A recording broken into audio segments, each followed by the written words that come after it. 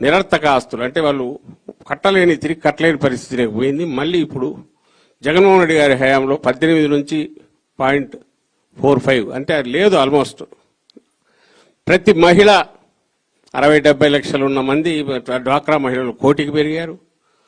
20 లక్షల వరకు లోన్లు ఇచ్చి సొంత కాళ్ళ మీద నిలబెట్టు బ్యాంకులు సహాయం చేశాయి జగన్మోహన్ రెడ్డి గారి హయాంలో. అదంతా పోయింది, అది చరిత్ర అయిపోయింది. ఇదంతా ఎప్పుడో గత చరిత్ర అంటే 20 ఏళ్ల క్రితం కాదు, జస్ట్ 2 ఏళ్ల క్రితం ఉన్న పరిస్థితి. 49,000 కోట్లకు లాస్ట్ ఇయర్ జగన్మోహన్ రెడ్డి గారు పాలనలో ఉన్న 24 డ్వాక్రా మహిళల రుణం ఉంటే అది ఇప్పుడు 30,000కు పడిపోయింది, 30,000 కోట్లకు.